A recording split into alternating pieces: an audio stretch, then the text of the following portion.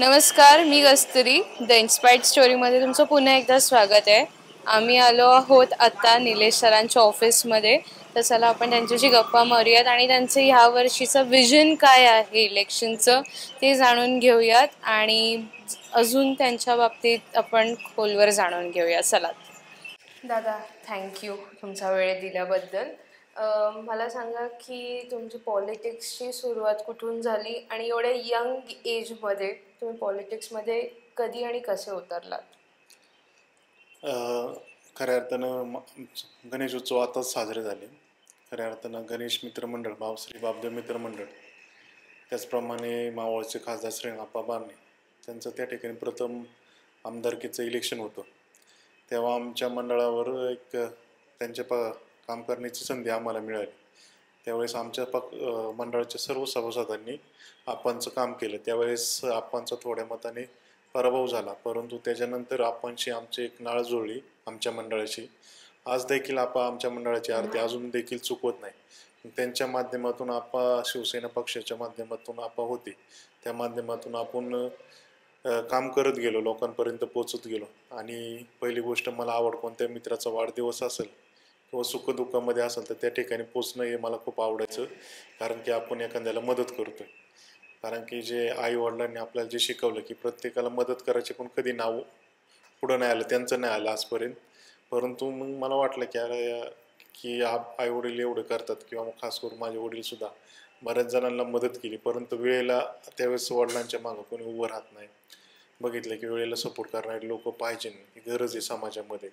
तर आपले भरपूर मित्रपरिवार हा जवळपास 80% बाहेरचा आहे, परंतु त्यांच्याशी बोलल्यानंतर एक मित्र तयार होतो, एक नवीन परिवारचा तयार होतो. परंतु असं काही राजकारणात जायचा हेतू नव्हता, परंतु आपणचं काम आलं तेवढे 6 महिने आम्ही इलेक्शनला बाहेर पडायचं, काम करायचं. कोणाला मध्ये काय अडचण आली किंवा काय आलं तर आपणपर्यंत पोचवायचं, किंवा आमच्याकडून सॉल्व्ह होत असेल तर आम्ही त्याचं त्या ठिकाणी त्या समस्येचं निवारण करायचं. पण जेवढी जी लोक आली ती आमच्याशी प्रत्येक एक मित्राच्या नात्याने, एक परिवाराच्या नावाने, आणि एक आपलं समाजामध्ये आम्ही वावरत असताना जो त्यांचा आशीर्वाद आहे तो आम्हाला भेटत गेला. त्यामुळं आम्हाला काम करायला अजून उत्सव त्या ठिकाणी वाढत गेला, आणि त्याच्यामुळं प्रत्येक समाजाची आमची नाळ जोडत गेली. मग आता मला सांग, एवढ्या यंग एजमध्ये फॅमिली, एवढं पॉलिटिक्स, नंतर समाजकारण वगैरे तुम्ही कसं मॅनेज करताय? घरी आई वडील असतात आणि त्याच्यामुळं मला काळजी नाही, कारण की प्रत्येक गोष्ट त्या ठिकाणी ते व्यवस्थित हाताळतात. त्याच्यामध्ये माझी बहीण आणि माझी दाजी ते एक सपोर्टला चांगल्या प्रकारे आहेत. त्याच्यामुळं मला फॅमिलीचं, आणि माझा बारका भाऊ असेल किंवा माझ्या परिवारातील असेल किंवा नातेवाईक असेल, माझ्या तरस कुटुंबामधील सर्व, आमच्या परिवारामध्ये माझे चुलत भाऊ असतील, त्यांचा देखील खूप सपोर्ट आहे.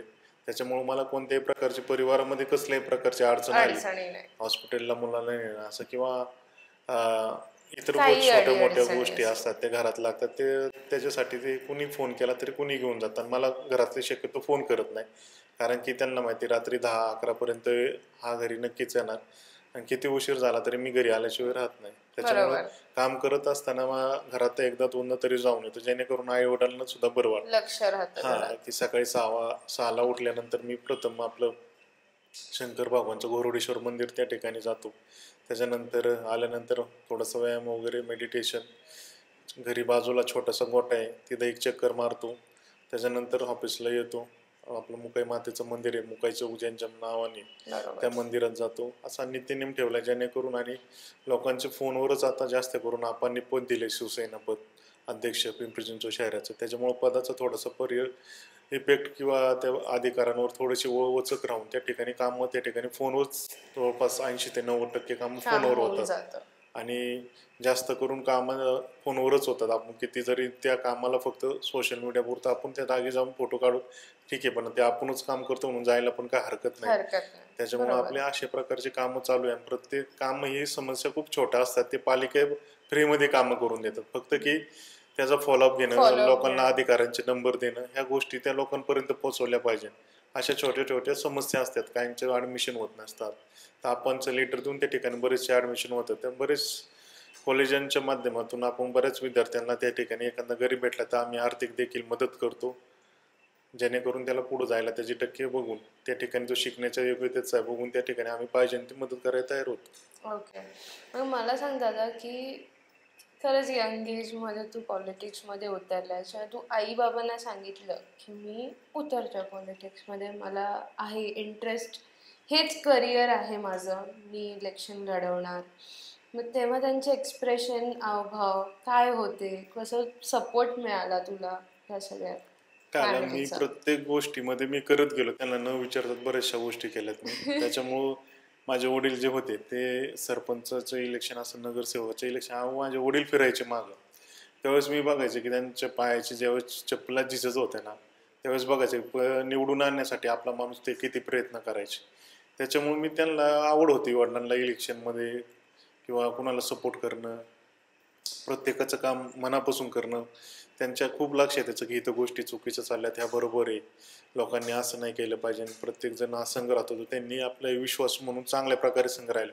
पण तशी लोकं राहत नाही. त्यांच्या मनात ती कायम खंत राहायची की बाबा प्रत्येक व्यक्तीने ज्याचं आपण काम करतो त्याच्याशी प्रामाणिक राहिलं. पण तसे त्यांना ते वाटलं नाही. त्याच्यामुळं मी ऑफिसचं ओपनिंग केलं, हे केलं. पण त्यांचा कधीच त्या ठिकाणी आला नाही की तू त्या पॉलिटिशियनमध्ये जाऊ का नको, काय नाही विषय. प्रत्येक गोष्टीला त्यांचा मला नेहमी सपोर्ट आहे. मी जी गोष्ट करेन त्यांचा सपोर्ट कायम राहिलेला आहे. व्यवसाय असो, इतर कोणत्याही गोष्टी असो. त्याच्यामुळं मला आईवडिलांचा खऱ्या अर्थानं सपोर्ट आहे. अच्छा. मग मला सांग की पॉलिटिक्समध्ये आता जो इलेक्शन्स असतात, यू नीड मॅन पॉवर. तुला मुलं लागतात, तुला कनेक्ट्स लागतात. मग ते एक एक डॉट तुम्ही कसे जोडत गेलात? काय तुम्ही मेहनत घेतली की आज तुमचा एवढा मोठा जो मित्रपरिवार आहे, तो कसा जोडत गेलात आणि कसं मेंटेन केलं त्यांना, फॅमिलीला, पॉलिटिक्सना, सगळं कसं मेंटेन केलं तुम्ही? सर्वप्रथम जे मित्र आहे त्याच्यामध्ये आपल्या इकडे तर खूप परंपरा आहे. पहिले आता पूर्वी कोविड नंतर बंद झाली. पत्रिका आल्या की प्रत्येकाच्या लग्नाला जाणं, प्रत्येकाचा वाढदिवस साजरा करणं हा तर मी पहिल्यापासून करत होतो. त्याच्यानंतर जो मित्रपरिवार आहे तो नेहमी कार्यक्रमाला ह्याच्या माध्यमातून प्रत्येकाच्या कार्यक्रम जाऊन त्याच्यामुळे आपण समाजात राहिल्यामुळे आपली ओळख वाढत जाते.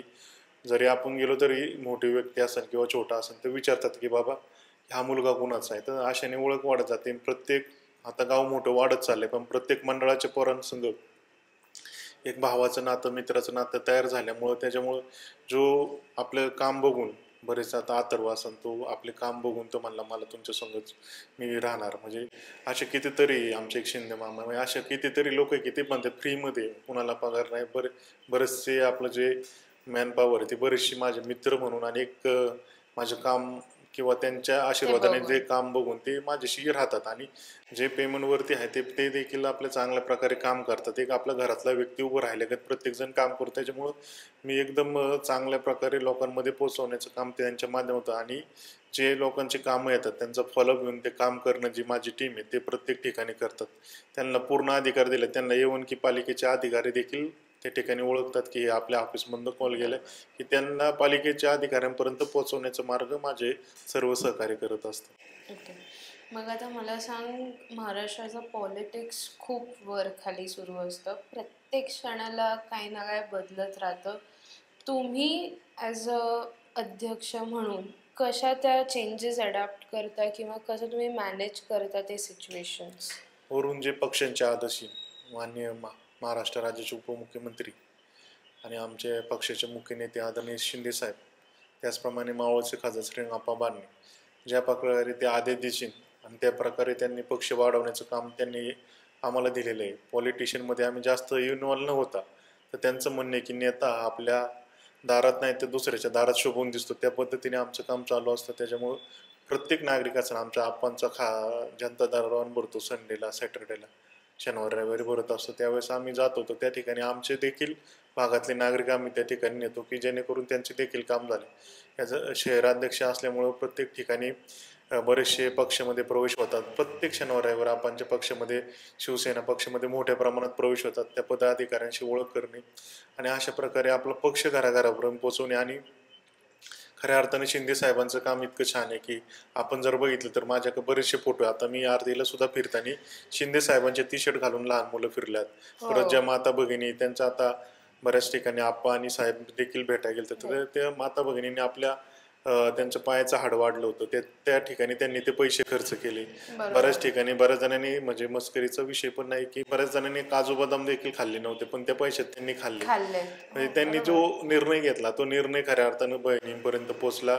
त्याच्यामध्ये काहींनी चुकीचे देखील फॉर्म भरले, पण ते योग्य नाही. माणसाला जर यावेळेस एखाद्या वरून जर शासनाकडून एखादी जर योजना येत असेल तर ते गरीब लोकांपर्यंत पोहोचवण्याचं काम आपण प्रत्येकाने केलं पाहिजे. आणि ते पोहोचवल्यानंतर जर आपण बघितलं तर त्या ठिकाणी प्रत्येक नागरिक खुश होतो. आपण जर बघितलं आता जो लहान व्यक्ती तो लहान नाही राहिला पाहिजे, तो मोठा झाला पाहिजे. तसंच शिंदे साहेबांचं जो पक्षाचं जो काम करतो ना तो उद्या माझ्या जागी दिसला पाहिजे. अशा जर विचारधारा असणाऱ्या जर आम्ही पक्षाला काम करतोय ना, आपांचा जर हेतू चांगला असतो प्रत्येक कामामध्ये, आम्हाला बघत नाही की आमच्या पक्षात इतके चांगल्या प्रकारे काम चाललंय की त्याचा आम्हाला खूप अभिमान आहे. आम्हाला आप्पांच्या प्रत्येक गोष्टीत तुम्ही आता जरी फोन केला तर आप्पा माझा 1 मिनिटात फोन उचल. जर ते संसदेमध्ये असतील तर त्या ठिकाणी संध्याकाळी ते परतल्यानंतर प्रत्येकाला कॉल करून ते इकडली काय जे मी ॲज अ प्रभागाध्यक्ष म्हणून तर ठीक आहे, किंवा शहराध्यक्ष म्हणून या विभाग प्रमुख असं कुणाचा देखील शाखा प्रमुखचा देखील फोन गेला त्या ठिकाणी आपण लगेच रिसिव्ह करून त्याची अडचण दूर करण्याचा प्रयत्न त्या ठिकाणी 100% करतात.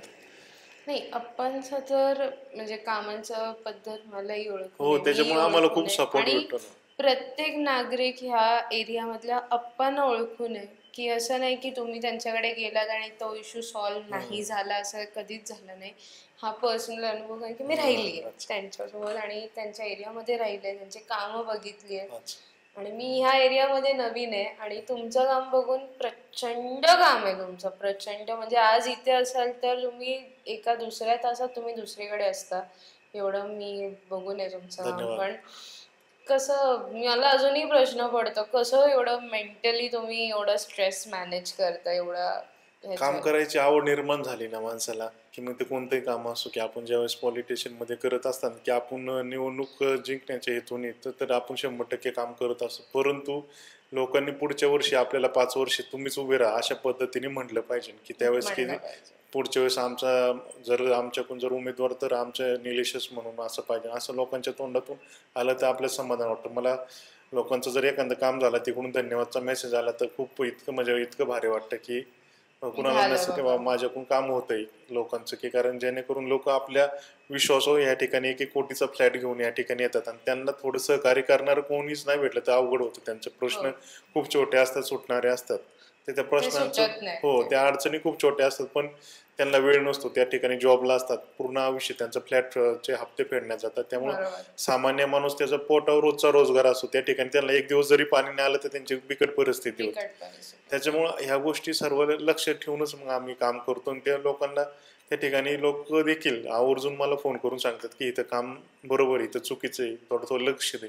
अशा गोष्टी देखील होतात. पण ते मला आवडतं की बाबा माझी चुकी सांगणारे तुम्ही खूप त्यांना या ठिकाणी त्यांना मी म्हणजे आयुष्यामध्ये महत्त्व देतो की चुकतोय कुठं आणि त्याला परत सरळ आपण आणतो करून चुकी सुधारण्याचा आपल्याला चान्स देतात. अशा लोकांना मी खूप धन्यवाद देतो. मग मला दादा सांग की तुझं विजन काय आहे ह्या वेळेसच्या इलेक्शनचं आणि काय स्ट्रॅटेजी आहे तुझी?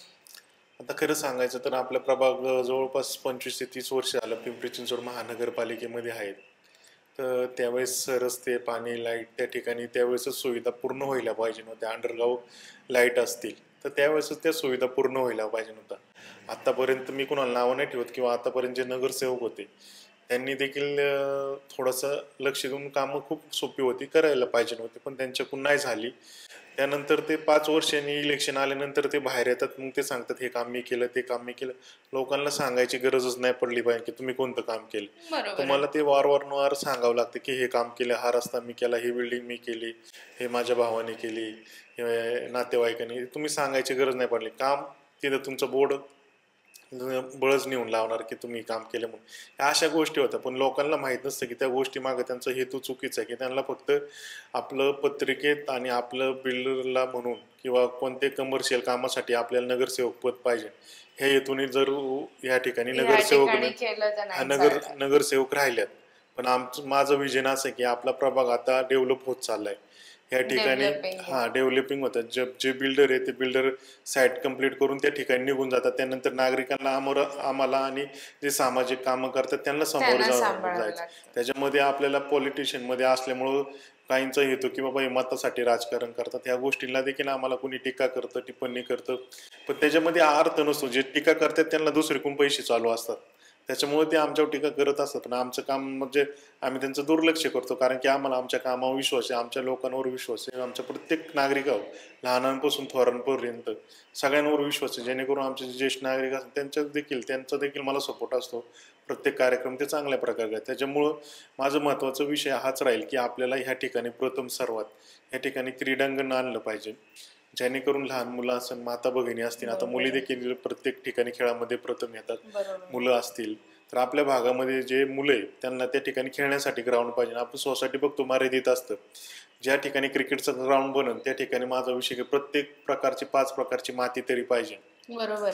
आजकाल कॉन्क्रीटची दुनिया होत चाललेली आहे, तर आपण जर बघितलं तर त्या ठिकाणी मूळ विसरतात हो लोक हो, काय. मग आता जर तुम्ही कॉन्क्रीटमध्ये खेळला आणि तू जरा धूळ लागली तर तो आजारी पडतो. बरोबर. जर आपण त्याला सकाळी जर उठून जर त्या मातीमध्ये खेळायला नेलं तर त्याला आपल्या मातीचे एक आपली पृथ्वी त्याच्याशी संपर्क आल्यानंतर त्याच्या रोगप्रतिकार शक्ती वाढते. त्याच्यामुळं आपण ती मातीचं आपण त्या ठिकाणी चांगल्या प्रकारे करून त्या ठिकाणी चांगले गार्डन केलं पाहिजे.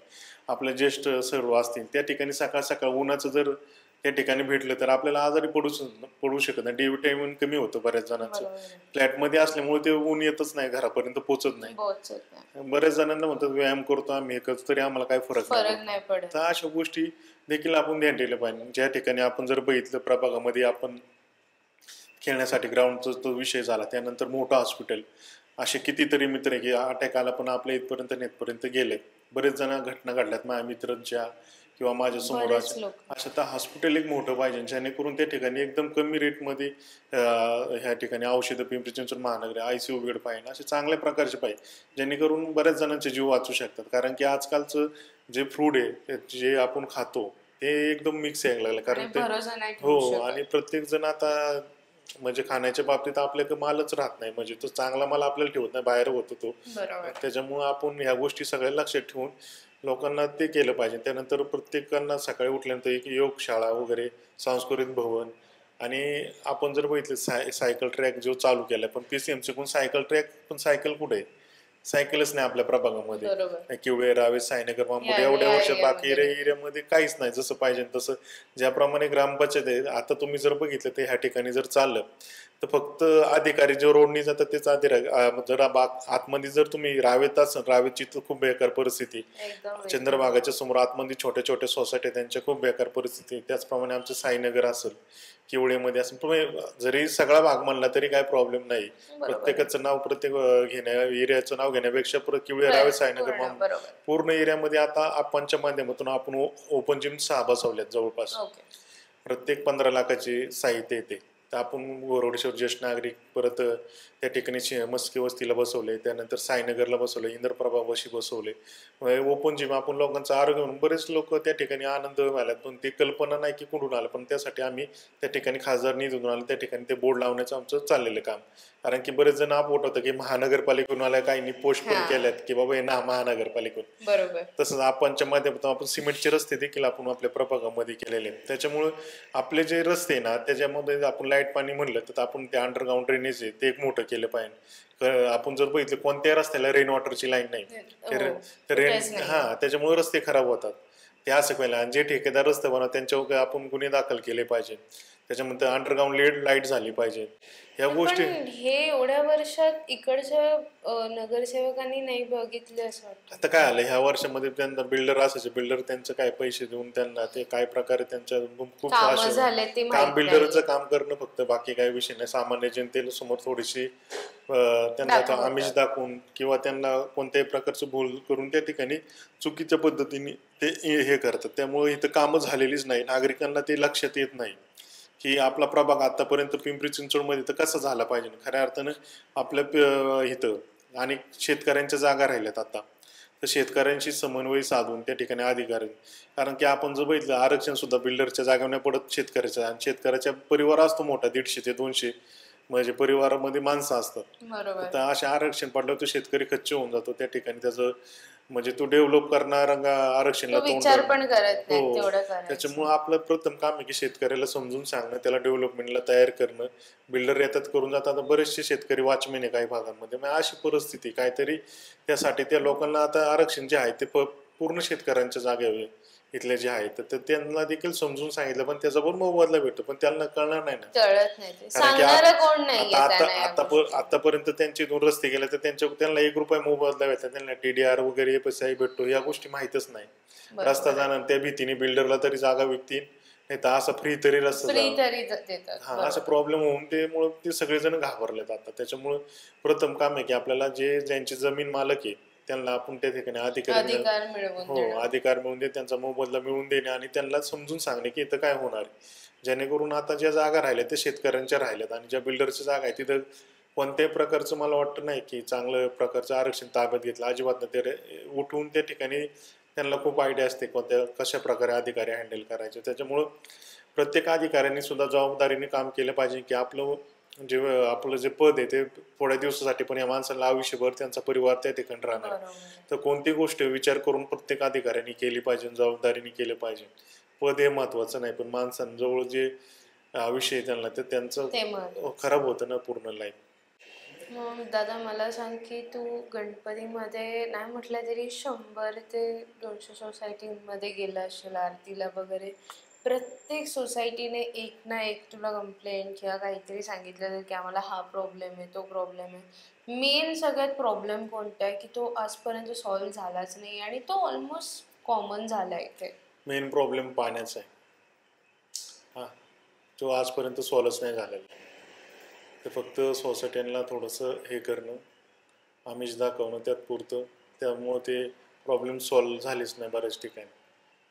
पाण्याचा खूप मोठा प्रॉब्लेम आहे आता आपल्या भागामध्ये. पण एवढा प्रशासन पाऊस असून पण एवढा पाऊस प्रॉब्लेम पाऊस कसं असून काय प्रॉब्लेम काय प्रॉब्लेम? पाऊस असून सुद्धा देखील आपल्याकडे नियोजन ज्या पाण्याच्या टाक्या आहेत त्या मोठ्या नाही.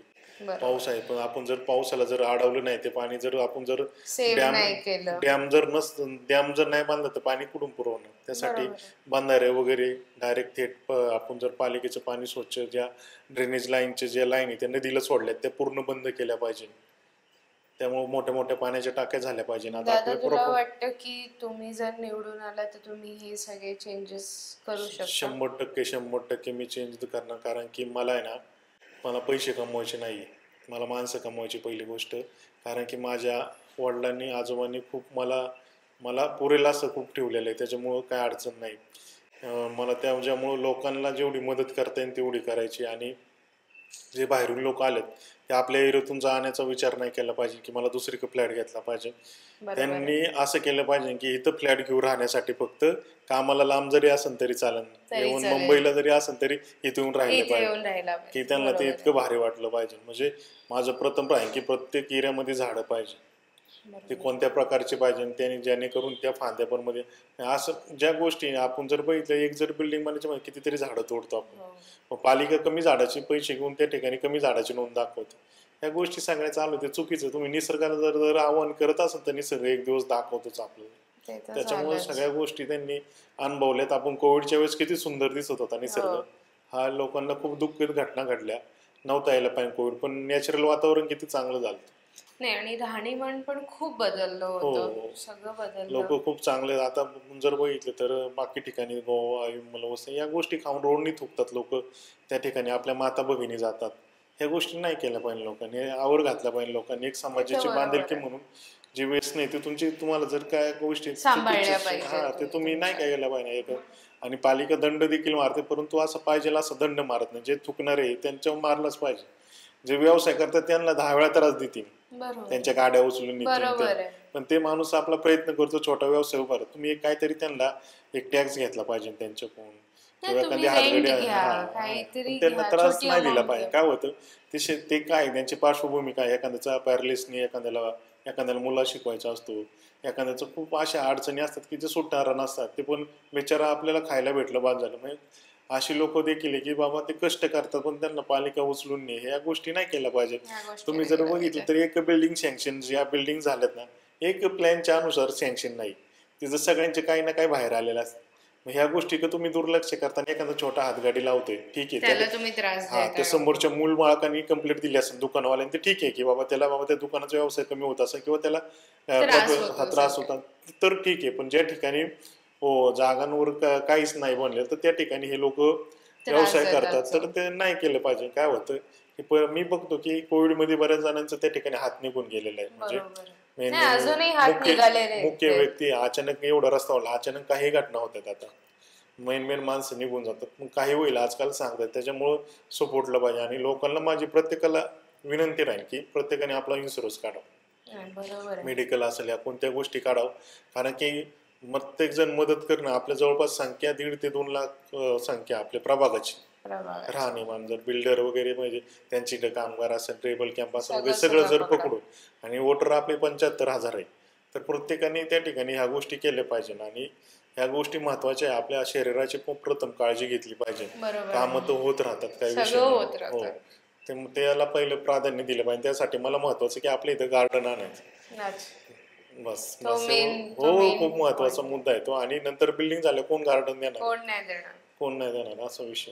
त्याच्यामुळं आता जर आहे तर आपण शेतकऱ्याला मदत करून शेतकऱ्याला 1 गुंठ्याचे डबल नाही टिबल पैसे दिले तरी काय हरकत नाही. कारण की जागा विकत नाही आणू शकत तुम्ही, कधीच नाही आणू शकत. त्याच्यामुळं मोबदला जास्त वाढवा, मला असं म्हणायचं, जेणेकरून तो माणूस घेताना दुसरी 5-10 एकर घेऊ शकतो. त्याच्यामुळे परिवार वाढत चाललाय. आणि राहिल्यात त्या जागा लिटिगेशनच्या राहिल्यात, भावांच्या वादांमधल्या राहिल्यात, तेवढ्याच राहिल्यात, बाकी सोडवण्यातच जास्त हो. आणि त्यांचं पूर्ण आयुष्य जातं प्रत्येक गोष्टीचं माहितीये. आणि कोर्टाचे निकाल काय लवकर येत नाही ना, त्याच्यामुळे पूर्ण फॅमिलीच काय काहींचं आयुष्य गेलं, काही जमिनीच्या वादांमधून आतमध्ये गेलं. तर ह्या आपल्याच लोक महाराष्ट्रात त्या गोष्टी खूप चालल्यात, त्या कुठेतरी आपल्या लोकांना हो. आणि जे आपले समजा आपल्या इथं भूमी देव असेल, आळंदी असेल, संत तुकाराम महाराज असं, माऊली असतील, ह्यांच्या या ठिकाणी जर आपण बघितलं तर जे चॅनेल लागतात टीव्हीला, तर ते क्राईम ब्रँच वगैरे ह्या गोष्टी बंद केल्या पाहिजेत. त्या ठिकाणी तुकाराम महाराजांनी दिलेले अभंग दाखवले पाहिजे, माऊलींनी माणुसकीचे संदेश दिले. त्या ठिकाणी जगद्गुरु संत तुकाराम महाराज यांनी पैसे वाटले लोकांच्या दुष्काळामध्ये. तर अशा गोष्टी त्या लोकांना पर्यंत पोहोचवल्या पाहिजे. छत्रपती शिवाजी महाराजांनी कसा आराखडा तयार केला, आपल्याकडे कुठून हल्ला होणार आहे त्यांनी सांगितलं. समजा अशाच गोष्टी होत चालल्यात, त्या ठिकाणी संरक्षण वाढवत नाही. मग या वरच्या लेवलच्या गोष्टी, पण जे महाराजांनी माता भगिनींची इज्जत केली, ज्या महाराजांनी साडी चोळी प्रत्येक बायला द्यायच्या, तर ह्या गोष्टी आपण जर मुलांना दाखवलं तर त्यांच्यामध्ये तेच ना. तुम्ही जर क्राईम ब्रँच दाखवत बसले तर मुलगा पण तेच करत राहणार. त्याच्यामुळे माझा पण विषय की आपला मुलगा मोबाईल मध्ये काय करतो प्रत्येकाने चेक केला. क्राईमचा विषय दादा तू काढलास, मी तुला तोच विचारणार होते की आपल्या एरियामध्ये जो क्राईम आहे तो नियंत्रण करण्याचं काम तू कितपत मॅनेज करतोयस, आणि तुला काय वाटतं की ते कसं सुधारावं पुढे? आता जे मुलं आहेत आपले इथं यंग, जेणेकरून आमच्या इथं सर्व यंग क्राऊड आहे, तो बऱ्यापैकी खूप चांगला आहे. हा, कारण की ज्यांच्याकडे मी बघतो की प्रत्येकाला काम करायला इच्छा आहे. त्याच्यामुळे मी ज्यावेळेस महानगरपालिकेत तर प्रत्येक एरियामध्ये मी 10 मुलांना तरी कामाला लावणार, की जेणेकरून ते पिढी किंवा व्यवसाय तरी करा, जेणेकरून त्यांचा ग्रुप टोळी न बनता त्या ठिकाणी व्यावसायिक बिझनेसमॅन बनला पाहिजे, असं केलं पाहिजे. कारण की ते आयुष्य थोड्या दिवसासाठी असतं, थोड्या दिवसासाठी यंग असतं, तर त्यावेळेसच त्यांना जर दुसऱ्या चांगल्या वळणावर नेलं. तर मी तेच सांगतो की आपल्याला तुकाराम महाराज यांच्या जर आपण जर सिरियल जर चांगल्या दाखवल्या तर ते निश्चित त्यांच्यामध्ये बदल होता. आपण जर बघितलं तर प्रत्येक मुलगा हा काम करायची इच्छा असते, व्यवसाय माइंड. आता नॅचरल काही ना काही प्रत्येक मुलामध्ये असतं. तुमच्यामध्ये आता ज्याप्रमाणे जर बघितलं तर आपण सोशल मीडियाच्या माध्यमातून असून, न्यूजच्या माध्यमातून असून, ॲज अ डायरेक्टर म्हणून तुम्ही वसाल पुढं, तर अशा गोष्टी तुमच्यामध्ये नॅचरल आलेल्या आहेत. माझ्यामध्ये पॉलिटिशियनची गोष्ट नॅचरल आली. पॉलिटिक्स तर तुम्ही बॅकग्राऊंड असल्यामुळे तुम्ही तर क्राईम असं बघितलंच असेल, सगळ्या गोष्टी नाही, पण चांगले नाही ना या गोष्टी. वाद छोट्या छोट्या गोष्टींवर होतात, तो कुठपर्यंत न्यायचं ते आपल्या हातात. 2 पाऊल मागे घ्यायचं, राग आला ना दुसऱ्याशी भांडण कर, अजिबात भांडण होत नाही. अशा गोष्टी लोकांपर्यंत ते आपल्या सगळ्या अभंगात बऱ्याचशा गोष्टी सॉल्व्ह केल्यात, की जेणेकरून ते परिवारामध्ये काही गोष्टी घडल्या नाही पाहिजे. परंतु मी भांडण झालं की उद्या बोलू म्हणतो, उद्या काहीच होत नाही, एकदम चांगले होतात, अजिबात वाद निर्माण होत नाही, असा विषय. फक्त थोडंसं लोकांनी आपल्या जे मतभेद आहे आम्हाला तर बोलवतात, पण तुम्ही स्वतः वैयक्तिक एकमेकाशी बोलून सॉल्व्ह केलेलं खूप चांगलं. कारण की तुम्ही जे मला 50% 90% सांगता किंवा 100% सांगता, मी तिथपर्यंत 20%च पोहोचवतो, जेणेकरून अजून त्यातून मतभेद तयार होतात. मी ज्यावेळेस कुणाचे वाद होईल तर मी समोरच बसवतो, काय आहे, तुम्ही मार्ग काढा. नाही काढलं तर तुमच्या दोघांना पण वेळ जाणार, तुमचं पूर्ण तुमचं आयुष्य खराब होणार. आयुष्य खराब होईल. हां, तर या गोष्टी आपण का करायच्या? आपण नाही केलं पाहिजे, चांगलं नाही. आपण पण त्या वयामधून आले तर आपल्याकडून पण चुका घडल्यात, चुका आपल्याकडून पण घडल्या. अनुभव आहेत काही गोष्टींचे. त्याच्यामुळे ते क्षेत्र आपण कोणतं निवडा आपण ठरवलं पाहिजे. कसं खूप चांगलं आहे हो, आयुष्य खूप चांगलं आहे, अजून चांगलं करू शकतो माणूस. करू शकतो माणूस, पण हम्म. मुलांना ती जाणीव आता नाहीये. हा, होईल ते की त्यासाठीच जर आपण पुण्यात जे दहशत वाढत चाललंय ते हम्म. बघता आता कधी कधी वाटतं आता लोक की तिकडं बघतात ना, तर लोक हा का नाही बघत माऊलींचा सोहळा किती जोरात जातो पंढरपूर पर्यंत, लोक किती यंग पोर होते यावेळेस. तुम्ही जर हो, बघितलं सगळ्यात जास्त संख्या यावेळेस यंगची होती. 70% तरी यंग हा, तर लोक ते पण दाखवण्यापेक्षा न्यूजला हे दाखवलं पाहिजे की इकडे किती यंग पोरं, ते न्यूजला कमी ते असतं. न्यूजला न्यूजवाले असेल किंवा असेल टीव्ही चॅनलच्या माध्यमातून तुम्ही चांगलं दाखवा ना, अजून परिवर्तन घडणार आहे. तुमच्या हातात बरोबर खूप आहे. आहे पिढी घडवणं. कारण की त्याच तुम्ही आम्ही चाललंय. 5 मिनिटं जरी आम्हाला पण चेंज नाही करत, न्यूज लगेच बघतो. नाही, खरंच आहे ना. मग ह्या गोष्टी सुद्धा खरंच दाखवल्या पाहिजे. आहे त्या. बऱ्याच चॅनल मला वाटतं हे चालू झालेलं आहे, कीर्तन सकाळचं असतं हो. त्याचं खूप चांगलं केलं त्यांनी, त्याबद्दल त्यांचं कौतुक करावं का तेवढं कमीच. नाही, चालू आहे आता मन बरंच. मंदिरा वगैरे अशा अरे बरेच ह्या कार्यक्रम. गोष्टी सुरू झाल्या तर तुम्हाला वाटतं की परिवर्तन हो, होईल? होईल 100% होणार. कारण की तोच मार्ग खूप चांगला आहे.